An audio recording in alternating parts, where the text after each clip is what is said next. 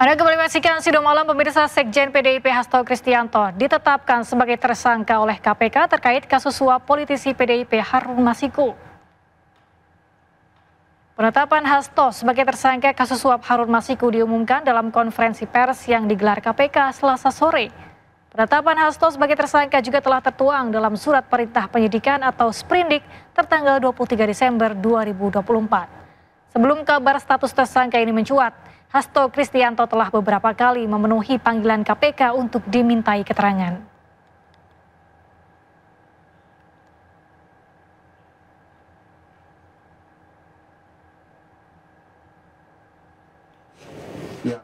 Pemirsa, KPK resmi mengumumkan Sekjen PDI Perjuangan Hasto Kristianto sebagai tersangka. Ia dijerat sebagai tersangka kasus dugaan suap terhadap mantan Komisioner KPU Wahyu Setiawan. Keterangan tersebut disampaikan langsung Ketua KPK Setio Budianto di Gedung KPK Jakarta. Kemudian dari proses pengembangan penyidikan ditemukan bukti petunjuk bahwa sebagian uang yang digunakan untuk menyuap berasal dari saudara HK. Bahwa dalam proses perencanaan sampai dengan penyerahan uang tersebut, saudara HK mengatur dan mengendalikan saudara Saiful Bahri dan saudara DPI dalam memberikan suap kepada Komisioner KPU Wahyu Setiawan. Saudara HK mengatur dan mengendalikan saudara DPI untuk menyusun kajian hukum pelaksanaan putusan MA dan surat permohonan pelaksanaan permohonan fatwa MA kepada KPU. Saudara HK mengatur dan mengendalikan saudara DPI untuk melobi anggota KPU agar dapat menetapkan HM sebagai anggota DPR RI terpilih dari Dapil 1 Sumsel. Saudara HK mengatur dan mengendalikan. Sementara itu, Ketua Umum PDI Perjuangan menyebut akan mendatangi KPK jika Sekjen PDIP Hasto Kristianto ditangkap oleh KPK. Hal tersebut disampaikan Megawati pada 12 Desember 2024. Saya hidup, apa namanya? Siapa yang gara-gara kamu mau ditangkap nih, siapa namanya? Untuk Harun Masiku itu tahun 2019. Coba ayo anti hukum berani hitung berapa semuanya yang ditahan. Kalau Hasto itu ditangkap, saya datang. Ya, saya nggak bohong. Kenapa? Sekjen PDIP Hasto Kristianto ditetapkan sebagai tersangka oleh KPK terkait kasus Harun Masiku. Sedangkan Harun Masiku hingga kini masih buron. Proses pengejarannya pun penuh lika-liku.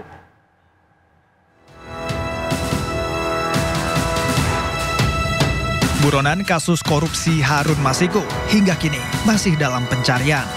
Harun Masiku merupakan mantan calon legislatif PDI Perjuangan yang diduga menyuap mantan Komisioner KPU Wahyu Setiawan agar bisa ditetapkan sebagai pengganti Nazarudin Kemas yang meninggal dunia usai lolos ke DPR.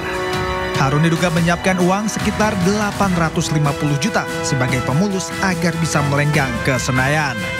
Adapun Wahyu yang divonis dengan pidana 7 tahun penjara telah mendapatkan program pembebasan bersyarat sejak 6 Oktober 2023. Meski masih berstatus buronan, fakta lain terungkap.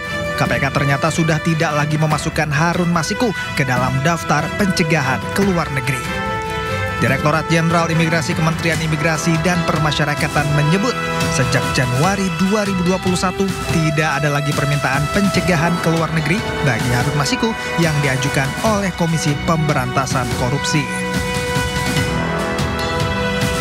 Berdasarkan data perlintasan, nama tersebut tidak ada.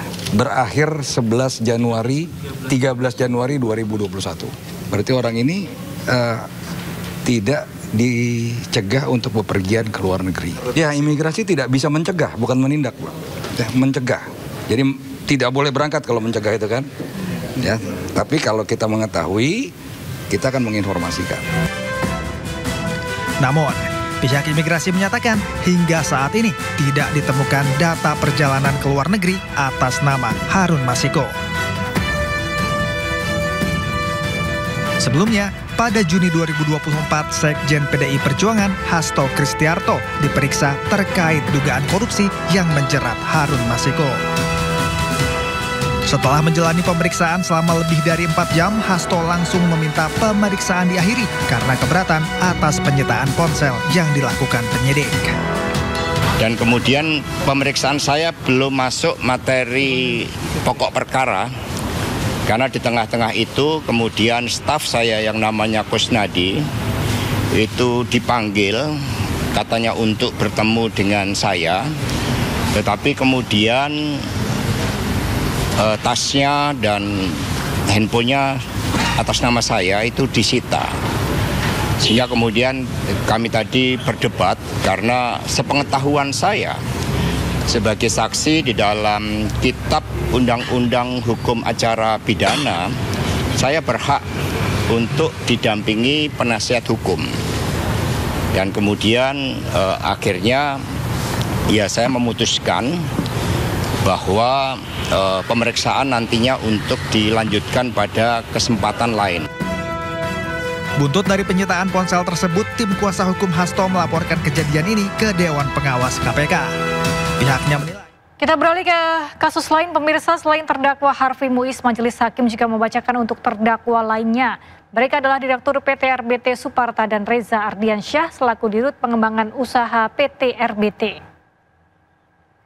Direktur PT RBT Suparta divonis 8 tahun penjara dan denda 1 miliar rupiah.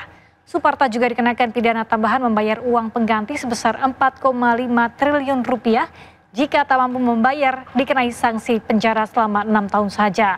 Sementara Reza Ardiansyah selaku Direktur Utama Pengembangan Usaha PT RBT divonis 5 tahun penjara dan denda 750 juta rupiah. Reza tak dikenai pidana tambahan uang pengganti. Jaksa penuntut umum mendakwa kedua terdakwa melakukan korupsi hingga pencucian uang yang merugikan negara hingga 300 triliun rupiah.